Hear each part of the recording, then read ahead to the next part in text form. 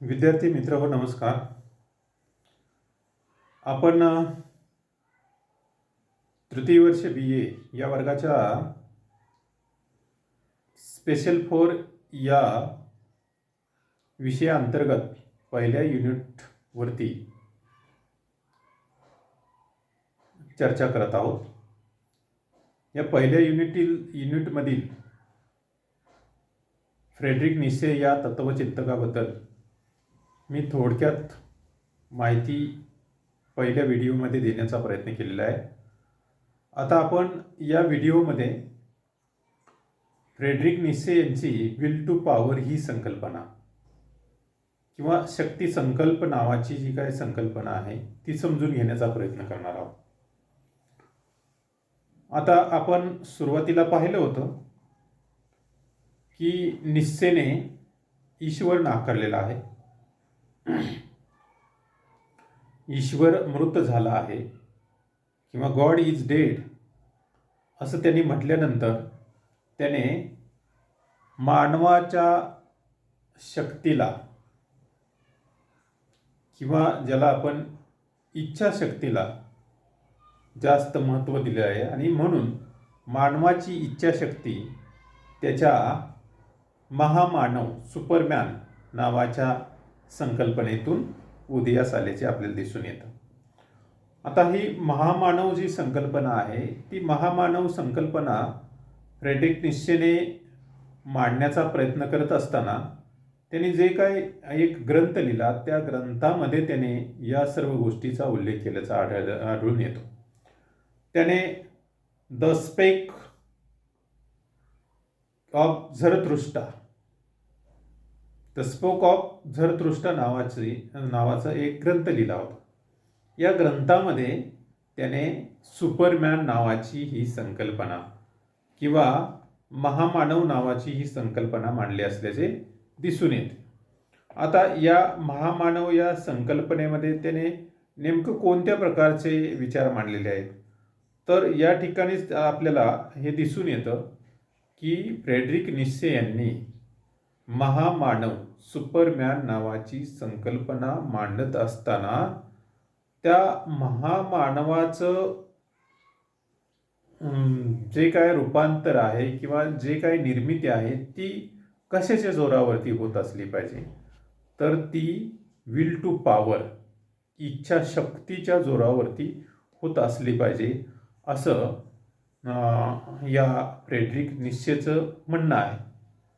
आणि म्हणून आपल्याला ही गोष्ट लक्षात घेतली पाहिजे की ज्यावेळेस फ्रेडरिक नीत्शेने ईश्वर नावाची गोष्ट नाकारली तेव्हा त्याला त्या काळातील ख्रिश्चन समुदायातून मोठ्या प्रमाणात विरोध होणं हे नैसर्गिक होतं आणि त्यानुसार तो विरोध झालाही मोठ्या प्रमाणात झाला.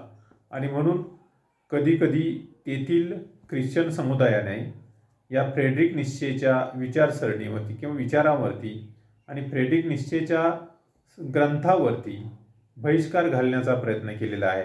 मोठ्या प्रमाणात त्याच्याकडे दुर्लक्ष करण्याचा प्रयत्न केलेला आहे.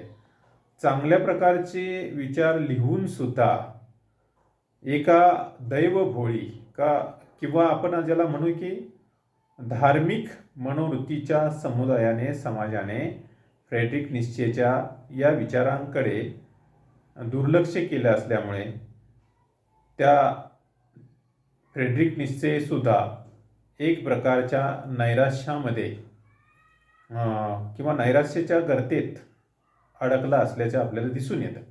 आणि म्हणून हे असं होत असलं तरी सुद्धा जो समाज आहे तो नेहमी बदलत असतो आणि बदलत्या समाजातील पुढील पिढीने फ्रेडरिक नीत्शेचे हे विचार जे आहेत ते विचार आत्मसात करण्याचा प्रयत्न केलेला आहे. आणि म्हणून 20व्या शतकाच्या शेवटी नीत्शेचे हे विचार वेगवेगळ्या पद्धतीने स्वीकारले गेल्याचे आपल्याला दिसून येतं. आणि म्हणून त्या दृष्टिकोनातून किंवा वेगवेगळ्या दृष्टिकोनातून या फ्रेडरिक नीत्शेच्या विचारांकडे पाहिलं जावं लागलं आणि हे विचार काही लोकांना पटले आणि त्यांनी ते स्वीकारले. आणि त्याचा कुठेतरी सकारात्मक किंवा नकारात्मक असा परिणाम जागोजागी दिसून येत असल्यामुळे आणि त्या परिणामाचा एक चांगला एक चांगला विचार पुढे आला आणि त्या माध्यमातून फ्रेडरिक नीत्शे यांना एक विचारवंत, एक तत्वज्ञ म्हणून मान्यता मिळाली आणि फ्रेडरिक नीत्शेचे विचार हे तत्वज्ञानाच्या क्षेत्रामध्ये किंवा वेगवेगळ्या विषयांच्या क्षेत्रामध्ये स्वीकारले जाऊ लागले हे आपल्याला दिसून येतं. फ्रेडरिक नीत्शेने ईश्वर ही संकल्पना नाकारत असताना त्याने त्या काळच्या ख्रिश्चन समाजातील किंवा ख्रिश्चन समुदायातील वेगवेगळ्या धार्मिक रिवाजांवरती किंवा धार्मिक विचार परंपरांवरती मोठ्या प्रमाणात टीका केली असल्याचे दिसून येते. त्याचं असं म्हणणं होतं की ख्रिश्चन धर्म किंवा ख्रिश्चन कम्युनिटी जी आहे ती परंपरावादी आहे, धर्म भोळी आहे आणि धर्म भोळी असल्यामुळे वैज्ञानिक विचारसरणीवरती ती विश्वास ठेवत नाही आणि वैज्ञानिक विचारसरणीवरती विश्वास ठेवत नसल्यामुळे त्यांच्यामध्ये अनेक प्रकारचे समज आणि गैरसमज मोठ्या प्रमाणात पक्व स्वरूपात बनले असल्याचे दिसून त्याला आले आणि म्हणून त्याचं असं मत झालं होतं की हा ख्रिश्चन धर्म माणसांना एक प्रकारे अंधभक्त बनवतोय किंवा एक प्रकारचा अनुयायी बनवतोय, फॉलोवर बनवतोय आणि म्हणून माणसांना स्वतंत्र विचारसरणी लाभू देत नाही किंवा त्या माणसांना एक विशिष्ट अशा प्रकारची स्वतंत्र विचारसरणी निर्माण करू देत नाही. जे धर्मामध्ये सांगितलेले आहे तेच सत्य आहे आणि धर्माशिवाय जे असेल ते असत्य असतं असं मानण्यावरती त्यांचा भर होता आणि म्हणून या फ्रेडरिक नीत्शेने ख्रिश्चन धर्म विचार परंपरेवरती मोठ्या प्रमाणात टीका केली असल्याचे आपल्याला दिसून येतं आणि त्याचं हे म्हणणं होतं की हा धर्म जर माणसाला स्वातंत्र्य देत नसेल, वैचारिक स्वातंत्र्य देत नसेल तर तो त्या माणसाला अनुयायी बनवतो, म्हणजेच एक प्रकारे तो गुलामांचीच निर्मिती करतोय आणि म्हणून या गुलामांची निर्मिती करणारा जो धर्म आहे तो धर्म व्यक्तीला कोणत्याही प्रकारचं स्वातंत्र्य उपभोगू देत नाही आणि म्हणून हा निश्चय एक प्रकारे मानवी स्वातंत्र्याचा पुरस्कर्ता असल्यामुळे तो या मानवी स्वातंत्र्याचे गळचेपी करणाऱ्या ख्रिश्चन धर्म समुदायाच्या विरोधात किंवा ख्रिश्चन धर्माच्या विरोधात उभा राहताना दिसून येतो. त्याचं असं म्हणणं आहे की ज्याप्रमाणे ख्रिश्चन धर्म समुदाय जो आहे तो धर्म समुदाय जर माणसाला स्वतंत्रपणे स्वतःच्या बुद्धीच्या आधारावरती किंवा स्वतंत्र विचारसरणीच्या आधारावरती जगू देत नसेल तर यांच्या तुलनेमध्ये जी काय ग्रीकांची संस्कृती होती ते ग्रीकांची संस्कृती ही माणसाच्या शौर्याला, पराक्रमाला, कर्तृत्वाला मोठ्या प्रमाणात महत्त्व देत असल्यामुळे या शौर्याला किंवा मानवाच्या या कर्तृत्वाला म्हणजेच एक प्रकारच्या मानवाच्या स्वातंत्र्याला ते मोठ्या प्रमाणात मुभा देत होते आणि या स्वातंत्र्याच्या आधारावरती त्या ग्रीक संस्कृतीतील अनेक लोक स्वतंत्र विचार करून त्यांनी अनेक प्रकारचे स्वतंत्र वैचारिक विचारसरणी निर्माण केल्या आणि त्या माध्यमातून ग्रीक संस्कृती मोठ्या प्रमाणात प्रभावशाली बनली होती आणि त्या ग्रीक संस्कृतीने एक वैभवशाली असं मानवी स्वातंत्र्याचं अधिराज्य उभं केलं आणि त्या माध्यमातून संपूर्ण मानवी समूहाला त्या ग्रीक समाजातील मानवी समूहाला त्यांनी मोठेपण बहाल केल्याचं त्याचं म्हणणं होतं. आणि म्हणून हा निश्चय म्हणतो की शौर्यातून माणसे दुर्बलतेवरती मात करतात आणि ही दुर्बलता माणसाला अनेक प्रकारच्या दुःखाच्या खाईत लोटत असते किंवा अनेक प्रकारच्या कर्तृत्वापासून त्याला नामोहरम करत असते. आणि म्हणून माणसामध्ये दुर्बलता असता कामा नये, तर त्याच्यामध्ये शौर्याची नितांत आवश्यकता असते. तो शौर्यवान असावा लागतो, तो पराक्रमी असावा लागतो, तो कर्तृत्ववान असावा लागतो. आणि म्हणून त्या शौर्यासाठी ह्या माणसामध्ये एका वेगळ्या प्रकारची उर्मी, एक वेगळ्या प्रकारची ऊर्जा आणि एक वेगळ्या प्रकारची दुर्दम्य अशी इच्छाशक्तीची आवश्यकता असते.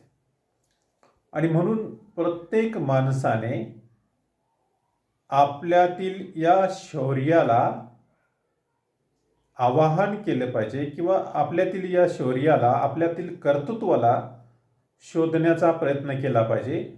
त्यासाठीची उर्मी, ऊर्जा, दुर्दम्य इच्छाशक्ती शोधून काढणे हे प्रत्येक मानवाचं काम आहे आणि त्या मानवाने ते केलं पाहिजे असं निश्चय सांगताना दिसून येतो. एक प्रकारे निश्चय दुर्बलतेमुळे किंवा दुबळ्या अवस्थेमुळे, खचलेल्या मानसिकतेमुळे माणूस ईश्वराला शरण जातो आणि आपल्यातील शौर्याला किंवा आपल्यातील पराक्रमाला, आपल्यातील कर्तृत्वाला नाकारतो, त्याच्याकडे दुर्लक्ष करतो. आणि हे नाकारलेलं जे काही आपल्यातीलच, आपल्या आत असणारे हे सगळ्या गोष्टी आहेत, त्या सगळ्या गोष्टींना झिडकरणं म्हणजे एक प्रकारे आपण एका अगम्य किंवा अदृश्य शक्तीवरती विश्वास ठेवावा आणि त्या शक्तीकडून आपण प्रत्येक गोष्टीची मागणी करावी आणि त्या शक्तीने ही सर्व इच्छा आपल्या पूर्ण कराव्यात. अशा प्रकारच्या दुबळ्या मानसिकतेमध्ये मानव राहत असल्यामुळे त्या मानवाची अधोगती घडून येते आणि ही अधोगती त्याला संपूर्णता विनाशाकडे घेऊन जाणारी असते. आणि म्हणून हा जो निश्चय आहे तो निश्चय मानवातील एका दुर्दम्य इच्छाशक्तीला आवाहन करण्याचा प्रयत्न करतो, मानवातील पराक्रमाला आवाहन करण्याचा प्रयत्न करतो, ना की ईश्वर नावाच्या एका अदृश्य शक्तीवरती किंवा जी या जगतात अस्तित्वात नाही अशा प्रकारच्या एका शक्तीवरती विश्वास ठेवायला तो भाग पाडत नाही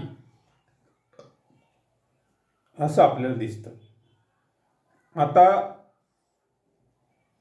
हा जो निश्चय अशा प्रकारे विल टू पॉवर किंवा शक्ती संकल्पाची किंवा एका महामानव नावाच्या संकल्पनेची मांडणी करतो, त्याच्या मुळाशी किंवा त्याच्या पार्श्वभूमीवरती याच्यापूर्वी किंवा आपण असं म्हणूया की या फ्रेडरिक निश्चीच्या पूर्वी कुणी हा विचार मांडलेला आहे का, तर हा विचार शॉपेनहावर नावाच्या एका तत्वचिंतकाने की ज्याचा कार्यकाल जो दिसतो तो 1787 ते 1860 या दरम्यानचा दिसतो. या शॉपेनहावरने हा विचार मांडल्याचं आपल्याला दिसून येतं. शॉपेनहावरच्या मते अस्तित्वाच्या मुळाशी असणारी जी मूळ गोष्ट आहे ती गोष्ट म्हणजे इच्छाशक्ती आहे. माणसाच्या विविध आकांक्षा ज्या आहेत, विविध इच्छा ज्या आहेत, त्या या इच्छाशक्तीतूनच जन्माला येतात. माणसाची बुद्धी देखील या इच्छाशक्तीतूनच निर्माण होते. ही इच्छाशक्ती विचाररहित असते, परंतु ती जोमदार असते, असं शॉपेनहावरचं मत आहे. शॉपेनहावर पुढे जाऊन असेही म्हणतो की मानवी जीवन दुःखमय आहे. मानवी जीवनाचा मूलस्रोत जर काय असेल तर तो इच्छा आहे. या इच्छाशक्तीतील संघर्षाची इच्छा व लैंगिक प्रेरणेची इच्छा या प्रभावी इच्छा आहे. शॉपेनहावर काय म्हणतो, मानवाच्या मनात अनेक इच्छा असतात. यातील सर्वात तीव्र अशा इच्छा जर काय असतील तर ती एक म्हणजे संघर्षाची इच्छा आणि दुसरी म्हणजे लैंगिक इच्छाशक्ती शमवण्याची प्रेरणा. या दोन इच्छा या सगळ्यात प्रभावी इच्छा असतात. या इच्छा टिकवून ठेवून माणूस आपले जीवन जगत असतो.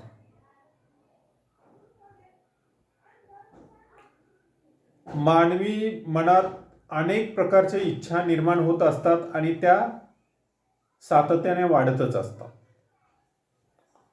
तसेच ज्याप्रमाणे ह्या इच्छा सातत्याने वाढत असतात त्या प्रमाणातच मानवी मनामध्ये किंवा मानवी जीवनात दुःख निर्माण होत असतं. दुःखाचं मूळ सुद्धा अमर्याद अशा स्वरूपाचं असतं. असं अमर्याद इच्छाशक्तीतूनच निर्माण होत असतं, असं या शॉपेनहावरचं मत आहे. आणि म्हणून शॉपेनहावर सर्व प्रकारच्या दुःखाचं मूळ इच्छा आहे असं म्हणताना दिसून येतो. निश्चयवर या शॉपेनहावरच्या विचारांचा प्रभाव होता हे आपण सुरुवातीलाच पाहिलेलं आहे. म्हणूनच निश्चय देखील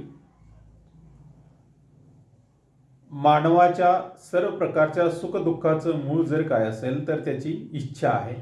आणि या इच्छेमध्येच मानवाच्या शौर्याचं किंवा मानवाच्या दुर्बलतेवरती मात करण्याच्या इच्छाशक्तीचं मूळ आहे असं सांगताना दिसून येतो. आणि म्हणून या निश्चयाचं असं म्हणणं आहे की आपण आपल्या इच्छाशक्तीचं महत्त्व जाणलं पाहिजे. प्रत्येक माणसाने आपल्या इच्छाशक्तीचे महत्त्व जाणलं पाहिजे. या इच्छाशक्तीमुळे किंवा या इच्छाशक्तीला माणसाने सकारात्मक रूप दिलं पाहिजे. आणि सकारात्मक रूप दिले तरच हा माणूस प्रगती करू शकतो किंवा हा माणूस शौर्यवान होऊ शकतो, कर्तृत्ववान होऊ शकतो. आणि म्हणून प्रत्येकाने आपल्या इच्छाशक्तीला सकारात्मक रूप दिलं पाहिजे. असा हा निश्चय सांगताना दिसून येतो. तसेच पुढे तो असं म्हणतो की जीवन हे एक संसार चक्र आहे, त्यामुळे आपण आनंदी आयुष्य जगण्याचा प्रयत्न केला पाहिजे. जीवन हे एक संसार चक्र आहे आणि ते दुःखाशी निगडीत आहे आणि म्हणून माणसाने आपलं संपूर्ण आयुष्य दुःखमय करून घेण्यापेक्षा ते आनंदी करण्याचा सातत्याने प्रयत्न केला पाहिजे. आणि म्हणून आपल्यामध्ये एक सकारात्मक इच्छाशक्तीची आवश्यकता असते. या सकारात्मक इच्छाशक्तीच्या माध्यमातूनच आपण आपलं जगणं हे आनंदी करू शकतो, असं या निश्चयाचं म्हणणं आहे. यामध्ये निश्चय पुढे असंही सुचवतो की आपण आपल्या जीवनामध्ये येणाऱ्या प्रत्येक संकटावर मात करण्याचा प्रयत्न केला पाहिजे. या संकटावरती मात करण्यासाठी खऱ्या अर्थाने आपल्याला आकांक्षेला म्हणजे सत्ताकांक्षेला किंवा इच्छाशक्तीला आपण आव्हान केलं पाहिजे, असं तो म्हणतो. निश्चय या सत्ताकांक्षेच्या किंवा आकांक्षेच्या प्रेरणेबाबत असं म्हणतो की जी प्रेरणा योग्य आहे तीच अंतापर्यंत टिकत असते. जी प्रेरणा योग्य आहे तीच अंतापर्यंत टिकत असते आणि हीच प्रेरणा आपल्याला कर्तृत्ववान बनवत असते. हीच प्रेरणा आपल्याला शौर्यवान बनवू शकते. आणि म्हणून या प्रेरणेच्या माध्यमातून माणूस दुर्बलतेवरती, निराशेवरती, दुःखमय परिस्थितीवरती उपाय शोधू शकतो आणि या उपायाच्या माध्यमातून तो आपल्या जीवनाला सुखमय करण्याचा प्रयत्न करत असतो. आणि म्हणून निश्चयने आपला शक्ती सिद्धांत सांगितलेला आहे. तो शक्ती सिद्धांत ह्याप्रमाणे आपल्याला पाहता येईल. निश्चयाचा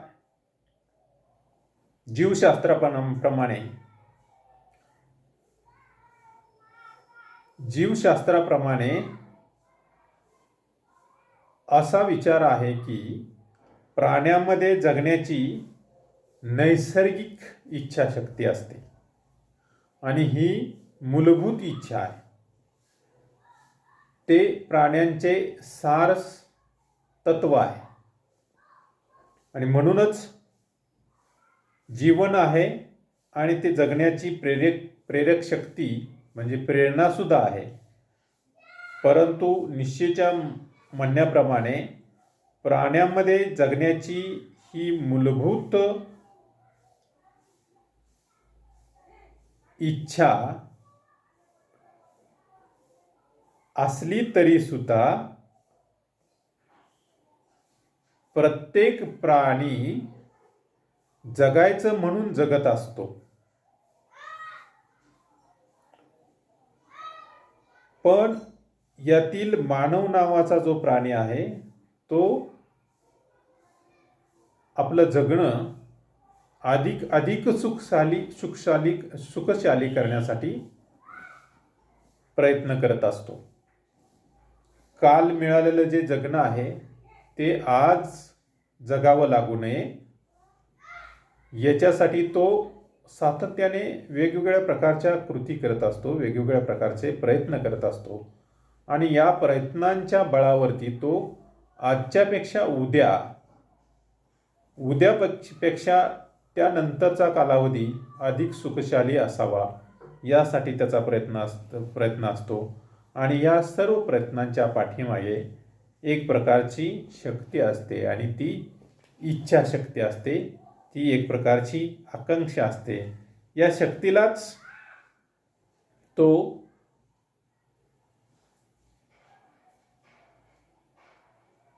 सर्वशक्तिमान प्रेरणा समजतो. आणि म्हणून निश्चयाच्या मते समाजामध्ये सुद्धा अशा इच्छाशक्तीने युक्त असणारे अनेक मानव राहत असतात. त्यांच्यामध्ये सुद्धा दोन प्रकारचे लोक या ठिकाणी आढळत असतात. त्याच्यामध्ये निश्चय सांगतो की त्यांच्यातील काही लोक हे सामान्य योग्यता असलेले लोक असतात, तर त्याच्यातील काही लोक ही विशेष योग्यता लाभलेली लोक असतात.